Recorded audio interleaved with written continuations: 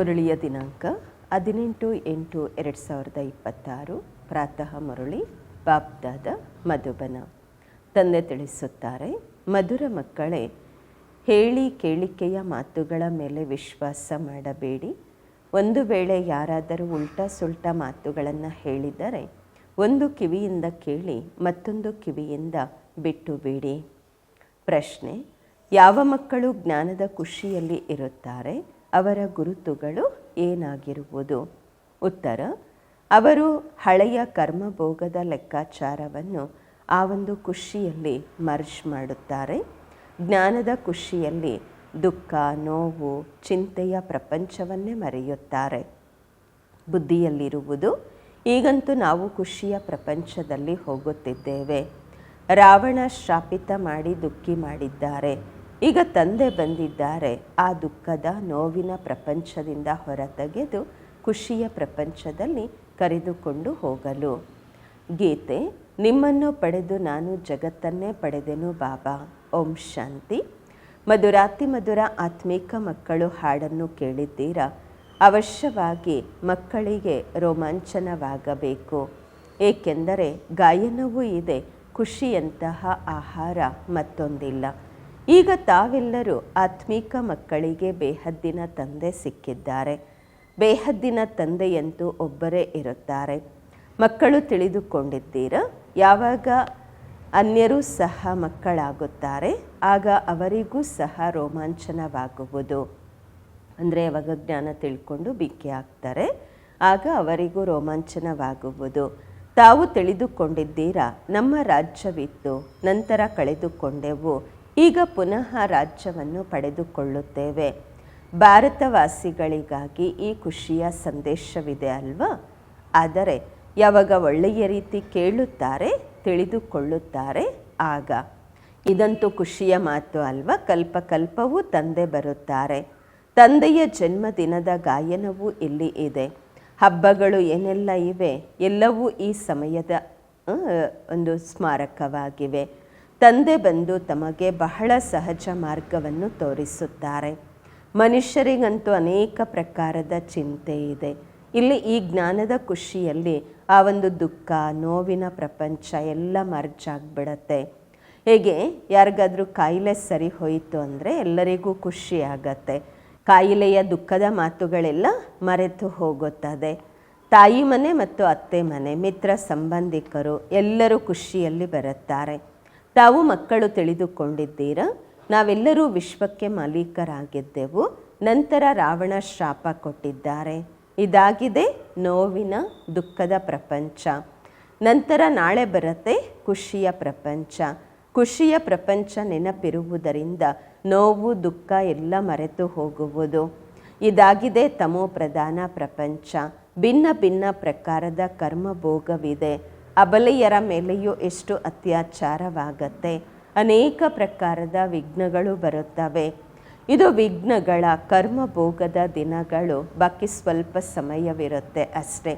ತಂದೆ ಧೈರ್ಯ ಕೊಡುತ್ತಾರೆ, ಮಕ್ಕಳೇ ಬಾಕಿ ಸ್ವಲ್ಪ ಸಮಯವಿದೆ. ಕಲ್ಪದ ಮೊದಲು ಸಹ ಹೀಗೆ ಆಗಿತ್ತು.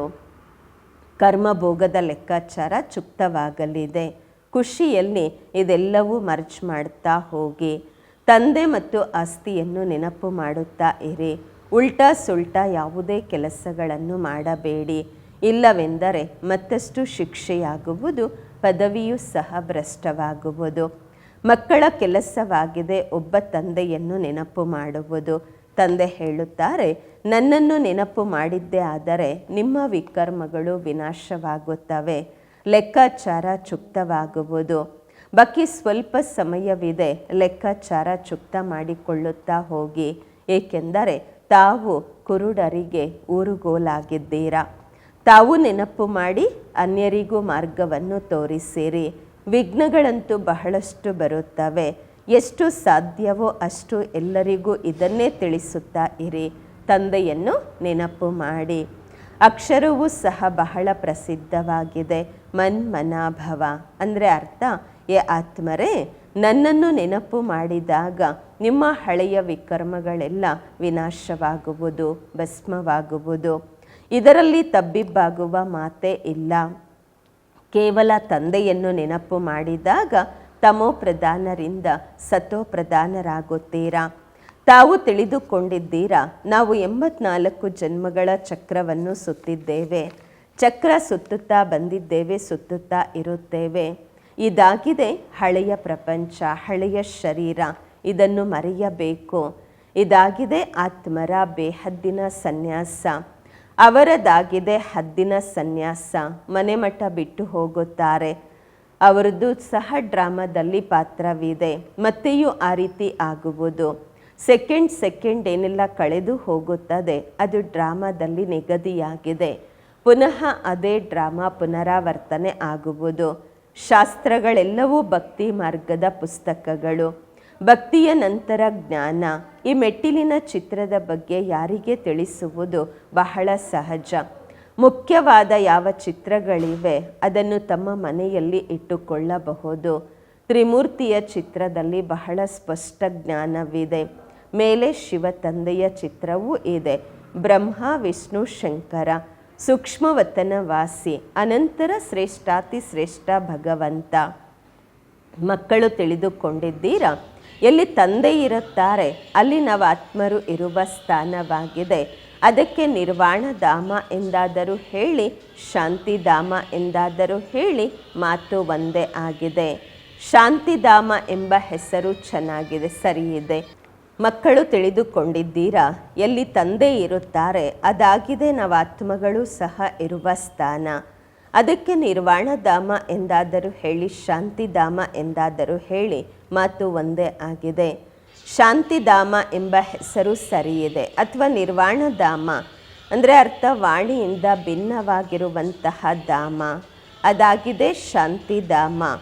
ಅದು ಶಾಂತಿಧಾಮ. ಅನಂತರ ಸುಖ ಮತ್ತು ಶಾಂತಿ ಸಂಪತ್ತಿನ ಧಾಮ ಸತ್ಯಯುಗ. ಅನಂತರ ಇರುತ್ತದೆ ದುಃಖ ಮತ್ತು ಅಶಾಂತಿಯ ಧಾಮ. ಸುಖಧಾಮದಲ್ಲಿದ್ದಾಗ ಕಾನೂನಿನ ಖಜಾನೆಯೇ ಇರುವುದು ಅಪಾರವಾಗಿ. ಇಂದು ಏನಿದೆ ನಾಳೆ ಏನಾಗಲಿದೆ. ಇಂದು ಕಲಿಯುಗದ ಅಂತ್ಯ, ನಾಳೆ ಆಗುವುದು ಸತ್ಯಯುಗದ ಆದಿ. ಹಗಲು ರಾತ್ರಿಯ ಅಂತರವಿದೆ ಅಲ್ವಾ. ಹೇಳ್ತಾರೆ ಬ್ರಹ್ಮ ಮತ್ತು ಬ್ರಹ್ಮಮುಖ ವಂಶಾವಳಿ ಬ್ರಾಹ್ಮಣರ ದಿನ ಮತ್ತು ರಾತ್ರಿ. ದಿನದಲ್ಲಿ ದೇವತೆಗಳಿರುತ್ತಾರೆ, ರಾತ್ರಿಯಲ್ಲಿ ಶೂದ್ರರಿರುತ್ತಾರೆ. ಮಧ್ಯದಲ್ಲಿ ತಾವು ಬ್ರಾಹ್ಮಣರಿದ್ದೀರಾ. ಈ ಸಂಗಮ ಯುಗದ ಬಗ್ಗೆ ಯಾರಿಗೂ ಗೊತ್ತಿಲ್ಲ. ಮನುಷ್ಯರಂತೂ ಬಿಲ್ಕುಲ್ ಘೋರ ಅಂಧಕಾರದಲ್ಲಿದ್ದಾರೆ. ಅಂದಾಗ ಘೋರ ಪ್ರಕಾಶದಲ್ಲಿ ಕರೆದುಕೊಂಡು ಹೋಗುವುದು ತಾವು ಮಕ್ಕಳ ಕರ್ತವ್ಯವಾಗಿದೆ. ಈಗ ಸನ್ಮುಖದಲ್ಲಿ ಅದೇ ಮಹಾಭಾರತ ಯುದ್ಧವಿದೆ, ಗಾಯನವೂ ಇದೆ. ವಿನಾಶಕಾಲೇ ವಿಪರೀತ ಬುದ್ಧಿ ವಿನಶ್ಯಂತೆ. ನಿಮಗೆ ವಿನಾಶಕಾಲೇ ಪ್ರೀತಿ ಬುದ್ಧಿ ವಿಜಯಂತೆ. ತಾವು ತಿಳಿದುಕೊಂಡಿದ್ದೀರಾ, ನಮಗೆ ಪುನಃ ಬಾಬಾರವರು ರಾಜ ಪದವಿಯನ್ನು ಕೊಡುತ್ತಾರೆ. ಅದೇ ನಮ್ಮ ರಾಜಧಾನಿ. ಏನಿದೆ ಸತ್ಯಯುಗದ ಆಸ್ತಿ, ಅದು ಯಾರೂ ಕಸಿದುಕೊಳ್ಳಲು ಸಾಧ್ಯವಿಲ್ಲ. ರಾವಣನ ಪ್ರವೇಶತೆ ಆಗುವುದು ದ್ವಾಪರ ಯುಗದಿಂದ. ರಾವಣ ನಮ್ಮ ರಾಜ್ಯವನ್ನು ಕಸಿದುಕೊಳ್ಳುತ್ತಾರೆ. ಅವರಿಗೆ ಶತ್ರು ಎಂದು ತಿಳಿದುಕೊಳ್ಳಿ ರಾವಣನಿಗೆ. ಏಕೆಂದರೆ ಶತ್ರುವಿನ ಗೊಂಬೆ ಮಾಡಿ ಸುಡಲಾಗುವುದು. ಬಹಳ ಹಳೆಯ ಶತ್ರು. ಹೇಳ್ತಾರೆ ರಾವಣ ರಾಜ್ಯ, ಆದರೆ ಯಾರ ಬುದ್ಧಿಯಲ್ಲಿಯೂ ಬರುವುದಿಲ್ಲ. ಘೋರ ಅಂಧಕಾರ ಎಂದು ಹೇಳಲಾಗುವುದಲ್ವ. ಬೇಹದ್ದಿನ ತಂದೆ ನಾಲೇಜ್ಫುಲ್ ಆಗಿದ್ದಾರೆ. ಅವರಿಗೆ ಜ್ಞಾನದಾತ, ದಿವ್ಯ ಚಕ್ಷು ವಿಧಾತ ಎಂದು ಹೇಳಲಾಗುವುದು. ಈಗ ತಾವು ಆತ್ಮರಿಗೆ ಜ್ಞಾನದ 3ನೆಯ ನೇತ್ರ ಸಿಕ್ಕಿದೆ. ಮೊದಲು ತಾವು ಸಹ ತಿಳಿದುಕೊಂಡಿರಲಿಲ್ಲ. ಈಗ ಎಲ್ಲವನ್ನೂ ತಿಳಿದುಕೊಂಡಿದ್ದೀರಾ. ತಂದೆ ಜ್ಞಾನ ಸಾಗರ ಆಗಿದ್ದಾರೆ ಅಂದಾಗ ಅವಶ್ಯವಾಗಿ ಜ್ಞಾನವನ್ನೇ ತಿಳಿಸುತ್ತಾರೆ. ಜ್ಞಾನ ತಿಳಿಸದ ವಿನಃ ಸದ್ಗತಿ ಹೇಗಾಗುವುದು? ತಾವು ನೋಡುತ್ತೀರಾ, ತಂದೆ ಜ್ಞಾನವನ್ನು ತಿಳಿಸುತ್ತಾರೆ. ಆ ಒಂದು ಜ್ಞಾನದಿಂದ ಅರ್ಧ ಕಲ್ಪ ಸದ್ಗತಿ ಆಗುವುದು. ಭಕ್ತಿ ಅರ್ಧ ಕಲ್ಪ ನಡೆಯುವುದು. ಜ್ಞಾನದಿಂದ ಸದ್ಗತಿ ಸಂಗಮದಲ್ಲಿ ಆಗುವುದು. ಯಾವುದೇ ಮಾತು ಮಕ್ಕಳದು ಎಂದಿಗೂ ಮುಚ್ಚಿಡಲಾಗುವುದಿಲ್ಲ. ತಂದೆ ಹೇಳುತ್ತಾರೆ, ಯಾವುದೇ ಕೆಟ್ಟ ಕೆಲಸವಾಯಿತೆಂದರೆ ತಕ್ಷಣ ಬಾಬಾರವರಿಗೆ ಹೇಳಿರಿ. ಬಾಬಾ ತಿಳಿದುಕೊಂಡಿದ್ದಾರೆ, ಕೆಲವರಿಂದ ಕೆಟ್ಟ ಕರ್ಮವಾಗುತ್ತದೆ. ರಾವಣ ರಾಜ್ಯ ಅಲ್ವಾ. ಮಾಯೆ ಪೆಟ್ಟು ಕೊಡುತ್ತದೆ. ಆದರೆ ಬಹಳಷ್ಟು ಜನ ಮಕ್ಕಳು ಮುಚ್ಚಿಡುತ್ತಾರೆ. ಬಾಬಾ ಹೇಳುತ್ತಾರೆ, ಕೆಲವರಿಂದ ತಪ್ಪಾಗತ್ತೆ, ತಕ್ಷಣ ಬಾಬರವರಿಗೆ ಹೇಳುವುದರಿಂದ ಮುಂದಕ್ಕೆ ತಪ್ಪು ಮಾಡದೇ ಇರಲು ಯುಕ್ತಿ ತಿಳಿಸುತ್ತಾರೆ. ಬಾಬಾ ಯುಕ್ತಿ ಹೇಳುತ್ತಾರೆ, ಇಲ್ಲವೆಂದರೆ ವೃದ್ಧಿ ಆಗುತ್ತಾ ಹೋಗುವುದು. ಕಾಮ ಮಹಾಶತ್ರುವಾಗಿದೆ. ಬಾಬರವರಿಗೆ ಬರೆಯುತ್ತಾರೆ, ಬಾಬಾ ಮಾಯೆಯ ಅಪೋಸಿಷನ್ ಬಹಳ ಆಗುವುದು ಎಂದು. ಸದಾ ಯಾರ ಯೋಗವು ಬಾಬನ್ ಜೊತೆ ಇರಲ್ಲ, ಮಾಯೆಯಿಂದ ಸುರಕ್ಷಿತವಾಗಿರಲು ದೇಹಾಭಿಮಾನ ಬಹಳ ಬರುವುದು. ಬಹಳಷ್ಟು ಜನ ಇದ್ದಾರೆ, ಮಾಯೆಯ ಪೆಟ್ಟು ತಿನ್ನುತ್ತಿರುತ್ತಾರೆ. ಬಾಬಾರವರ ಬಳಿ ಸಮಾಚಾರಗಳಂತೂ ಎಲ್ಲ ಕಡೆಯಿಂದ ಬರುತ್ತಿರುತ್ತವೆ. ಪತ್ರಿಕೆಗಳಲ್ಲಿ ಉಲ್ಟಾ ಸುಲ್ಟಾ ಎಷ್ಟೆಲ್ಲ ಬರೆದಿರುತ್ತಾರೆ. ಈ ಕಾಲದ ಮನುಷ್ಯರ ಮಾತುಗಳು ಎಷ್ಟು ಇದೆ, ಮನುಷ್ಯರು ಎಷ್ಟೆಲ್ಲ ತಯಾರು ಮಾಡುತ್ತಾರೆ. ತಮೋ ಪ್ರಧಾನರಲ್ವ. ವ್ಯಾಸನ ರಜೋ ಬುದ್ಧಿ ಇತ್ತು, ಆಗ ಏನೆಲ್ಲ ಮಾತುಗಳನ್ನು ಬರೆದರು. ತಂದೆ ಮಕ್ಕಳಿಗೆ ತಿಳಿಸುತ್ತಾರೆ, ಹೇಳಿ ಕೇಳಿಕೆಯ ಮಾತುಗಳ ಮೇಲೆ ಕಿಂಚಿತ್ತು ವಿಶ್ವಾಸ ಮಾಡಿ ಮನಸ್ಸನ್ನು ಕೆಡಿಸಿಕೊಳ್ಳಬೇಡಿ. ಇಂಥವ್ರು ಈಗ ಹೇಳಿದ್ರು, ಅವ್ರು ಹಾಗೆ ಮಾಡಿದ್ರು, ತಲೆ ತಿರುಗಿಬಿಡುತ್ತೆ ಅಲ್ವಾ. ತಿಳ್ಕೊಳ್ಳೋದಿಲ್ಲ ಇದು ತಮೋ ಪ್ರಧಾನ ಪ್ರಪಂಚ ಎಂದು ಮಾಯೆ ಬೀಳಿಸಲು ಪ್ರಯತ್ನ ಮಾಡುತ್ತದೆ. ಯಾವುದೇ ಸುಳ್ಳು ಮಾತುಗಳು ಯಾರಾದರೂ ಹೇಳಿದ್ರೆ ಒಂದು ಕಿವಿಯಿಂದ ಕೇಳಿ ಮತ್ತೊಂದು ಕಿವಿಯಿಂದ ತೆಗೆದು ಹಾಕಿರಿ. ಅನ್ಯರಿಗೂ ಸಹ ಇದೇ ಸಂದೇಶ ಕೊಡುತ್ತಾ ಇರಿ. ಬಾಬಾ ಹೇಳುತ್ತಾರೆ, ನಾನು ಸಂದೇಶ ತೆಗೆದುಕೊಂಡು ಬಂದಿದ್ದೇನೆ. ಈಗ ಆತ್ಮರೇ ಶ್ರೀಮತದಂತೆ ನಡೆಯಿರಿ. ನನ್ನ ಸಂದೇಶವನ್ನು ಎಲ್ಲರಿಗೂ ತಿಳಿಸಿರಿ. ಕೇವಲ ನನ್ನನ್ನು ನೆನಪು ಮಾಡಿರಿ.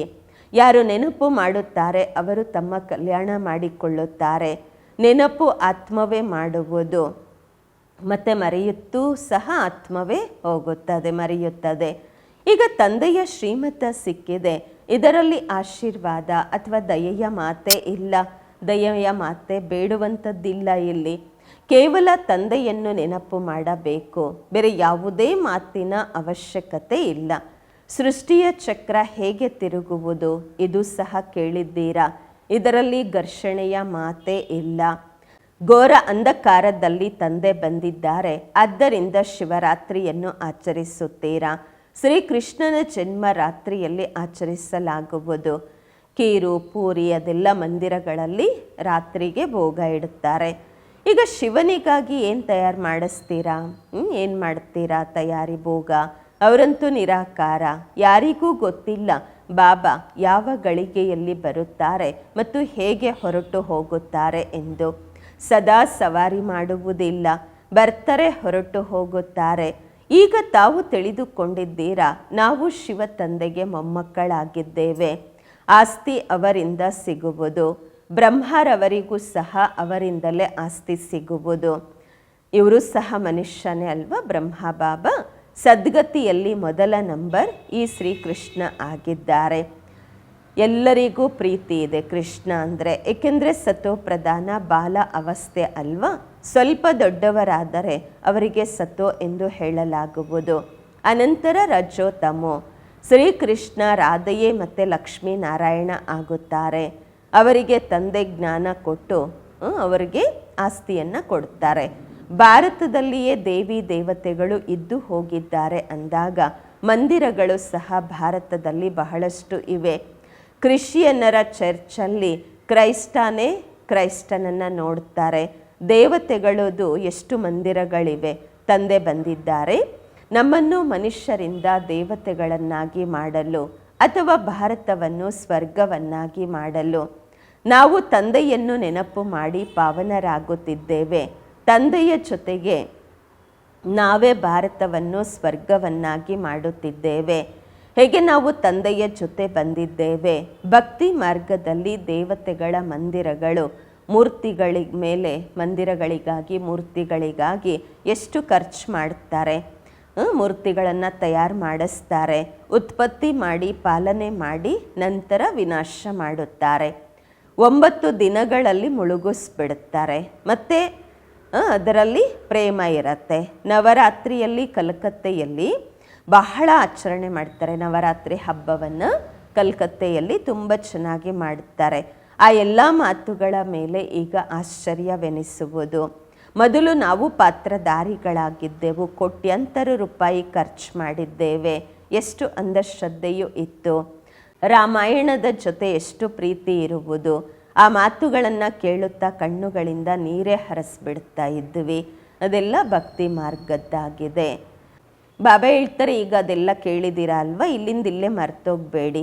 ಎಲ್ಲ ಮಾತುಗಳನ್ನು, ಬಾಬಾ ಹೇಳುವ ಎಲ್ಲ ಜ್ಞಾನದ ಮಾತುಗಳನ್ನು ನೆನಪಿಟ್ಟುಕೊಳ್ಳಿ. ಪೂರ್ತಿ ರಿಫ್ರೆಶ್ ಆಗಿ ಹೋಗಿ. ತಮ್ಮನ್ನು ತಾವು ಆತ್ಮ ಎಂದು ತಿಳಿದು ದೇಹದ ಸಹಿತವಾಗಿ ಏನೆಲ್ಲ ನೋಡುತ್ತೀರಾ ಎಲ್ಲವನ್ನು ಮರೆಯಿರಿ. ಇದೆಲ್ಲ ಸ್ಮಶಾನವಾಗಲಿದೆ. ದೆಹಲಿಯಲ್ಲಿ ಬಿರ್ಲಾ ಮಂದಿರದಲ್ಲಿ ಬರೆಯಲಾಗಿದೆ, ಭಾರತ ಸ್ವರ್ಗವಾಗಿತ್ತು, ಧರ್ಮರಾಜ ಸ್ಥಾಪನೆ ಮಾಡಿದ್ದರು. ಈಗ ತಾವು ಮಕ್ಕಳು ತಿಳಿದುಕೊಂಡಿದ್ದೀರಾ, ಈ ಪ್ರಪಂಚ ಸ್ಮಶಾನವಾಗಲಿದೆ. ಬಾಬಾ ಹೇಳುತ್ತಾರೆ, ಎಲ್ಲರೂ ಕಾಮಚಿತೆಯ ಮೇಲೆ ಕುಳಿತು ಏಕ್ದಮ್ ಸುಟ್ಟು ಹೋಗಿದ್ದಾರೆ. ಕ್ರೋಧಕ್ಕೆ ಚಿತೆ ಎಂದು ಹೇಳಲಾಗುವುದಿಲ್ಲ, ಕಾಮಚಿತೆ ಎಂದು ಹೇಳಲಾಗುವುದು. ಅದರಲ್ಲಿಯೂ ಸಹ ಹಗುರ ನಶೆ, ಸೆಮಿ ನಶೆ ಇರುವುದು. ತಾವು ಮಕ್ಕಳಿಗೆ ತಂದೆಯೇ ಕುಳಿತು ತಿಳಿಸುತ್ತಾರೆ. ಮನೆಯಲ್ಲಿ ಒಂದು ವೇಳೆ ಯಾರಾದರೂ ಕುಪುತ್ರ ಮಕ್ಕಳಿದ್ರೆ ಹೇಳ್ತಾರಲ್ವ, ಇವರೇನು ಬಾಬನ ಗೌರವ ತೆಗಿಲಿಕ್ಕೋಸ್ಕರನೇ ಹುಟ್ಟಿದ್ದಾರೆ, ತಂದೆಯ ಗೌರವ ಕಳೀತಾ ಇದ್ದಾರೆ ಅಂತ ಹೇಳ್ತಾರೆ. ಲೌಕಿಕದಲ್ಲೂ ಯಾರಾದರೂ ಕುಪುತ್ರ ಮಗು ಇದ್ದರೆ ಹಾಗೆ ಹೇಳ್ತಾರೆ, ತಂದೆಯ ಗೌರವ ಕಳೀತಾರೆ ಅಲ್ವಾ. ಬೇಹದ್ದಿನ ತಂದೆ ಹೇಳ್ತಾರೆ, ನಿಮ್ಮ ಮುಖ ಕಪ್ಪು ಮಾಡಿಕೊಂಡಿದ್ದೀರಾ ಎಂದರೆ, ಅಂದರೆ ವಿಕಾರಗಳಿಗೆ ವಶವಾದರೆ ಬ್ರಾಹ್ಮಣ ಕುಲಭೂಷಣ ದೇವಿ ದೇವತೆಗಳಾಗುವಂತಹವರ ಹೆಸರನ್ನು ಕೆಡಿಸ್ಬಿಡ್ತೀರಾ. ತಾವು ತಿಳಿದುಕೊಂಡಿದ್ದೀರಾ, ನಾವು ಪವಿತ್ರತೆಯ ಶಕ್ತಿಯಿಂದಲೇ ಭಾರತವನ್ನು ಪುನಃ ಶ್ರೇಷ್ಠಾಚಾರಿ ದೇವತೆಯನ್ನಾಗಿ ಮಾಡುತ್ತೇವೆ. ತಮಗಾಗಿ ಹೇಗೆ ಇದು ಕಾಮನ್ ಮಾತಾಗಿದೆ. ನೋಡ್ತೀರಾ, ಮಹಾಭಾರತ ಯುದ್ಧವೂ ನಿಂತಿದೆ.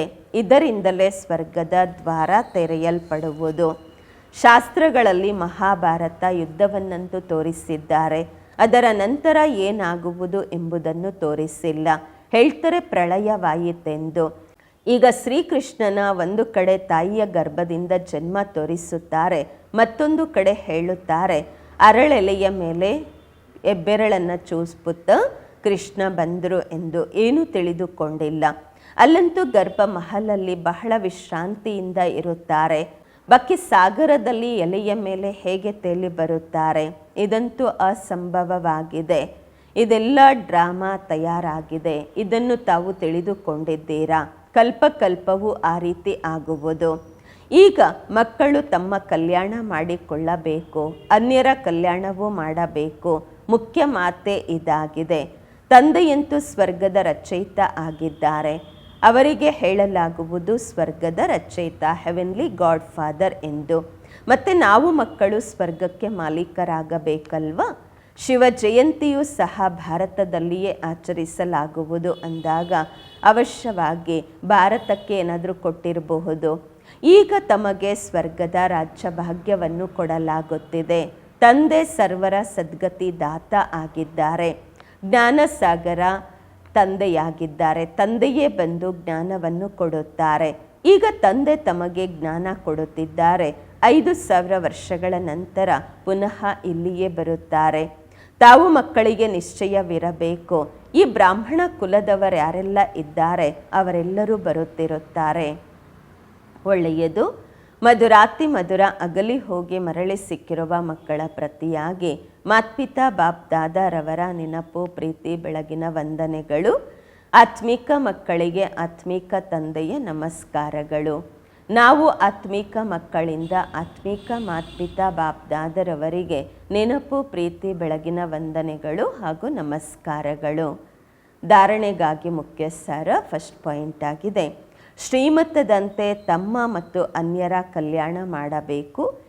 ಯಾರಾದರೂ ಸುಳ್ಳು ಮಾತುಗಳನ್ನು ಹೇಳಿದರೆ ಕೇಳಿ ಕೇಳದಂತೆ ಇರಬೇಕು. ಅದರ ಮೇಲೆ ತಮ್ಮ ತಲೆಯನ್ನು ಅಥವಾ ತಮ್ಮ ಸ್ಥಿತಿಯನ್ನು ಕೆಡಿಸಿಕೊಳ್ಳಬಾರದು, ತಾವು ಕೆಡಬಾರದು. 2ನೇ ಪಾಯಿಂಟು, ಎಂದಿಗೂ ದೇವತೆಗಳಾಗುವಂತಹ ಬ್ರಾಹ್ಮಣ ಕುಲಭೂಷಣರ ಹೆಸರನ್ನು ಕೆಡಿಸಬಾರದು. ಇದರ ಗಮನವಿಟ್ಟುಕೊಳ್ಳಬೇಕು. ಯಾವುದೇ ಉಲ್ಟಾ ಕರ್ಮವನ್ನು ಎಂದಿಗೂ ಮಾಡಬಾರದು. ಹಳೆಯ ಲೆಕ್ಕಾಚಾರವನ್ನು ಚುಕ್ತ ಮಾಡಿಕೊಳ್ಳಬೇಕು. ವರದಾನ: ನಶೆ ಮತ್ತು ಗುರಿಯ ಸ್ಮೃತಿಯಿಂದ ಸರ್ವ ಕರ್ಮೇಂದ್ರಿಯಗಳನ್ನು ಆರ್ಡರ್ ಪ್ರಮಾಣವಾಗಿ ನಡೆಸುವಂತಹ ಕಿರೀಟ ಮತ್ತು ಸಿಂಹಾಸನ ಅಧಿಕಾರಿಗಳಾಗಿರಿ.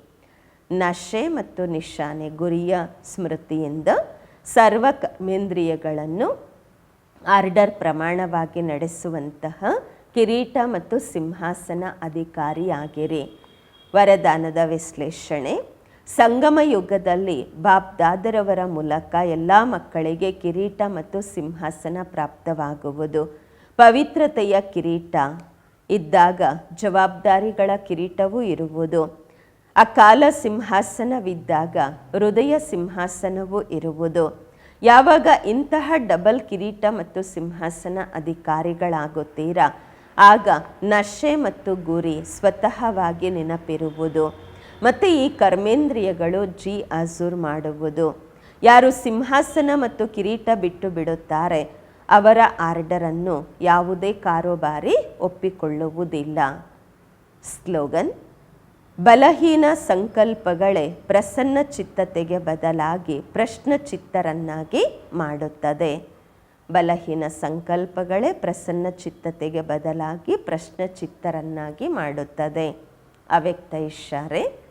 ಅಪವಿತ್ರತೆಯ ಬೀಜವನ್ನು ಸಹ ಸಮಾಪ್ತಿ ಮಾಡಿ ಸಂಪೂರ್ಣ ಪವಿತ್ರರಾಗಿರಿ, ಸ್ವಚ್ಛವಾಗಿರಿ. ಈಶ್ವರೀಯ ಸೇವೆಯ ದೊಡ್ಡದಕ್ಕಿಂತ ದೊಡ್ಡ ಪುಣ್ಯವಾಗಿದೆ ಪವಿತ್ರತೆಯ ದಾನ ಕೊಡುವುದು. ಪವಿತ್ರರಾಗುವುದು, ಪವಿತ್ರರನ್ನಾಗಿ ಮಾಡುವುದೇ ಪುಣ್ಯ ಆತ್ಮ ಆಗುವುದಾಗಿದೆ. ಏಕೆಂದರೆ ಯಾವುದೇ ಆತ್ಮನಿಗೆ ಆತ್ಮಘಾತ ಮಹಾಪಾಪದಿಂದ ಬಿಡಿಸುತ್ತೀರಾ. ಅಪವಿತ್ರತೆ ಆತ್ಮಘಾತವಾಗಿದೆ, ಪವಿತ್ರತೆ ಜೀವದಾನವಾಗಿದೆ. ಓಂ ಶಾಂತಿ.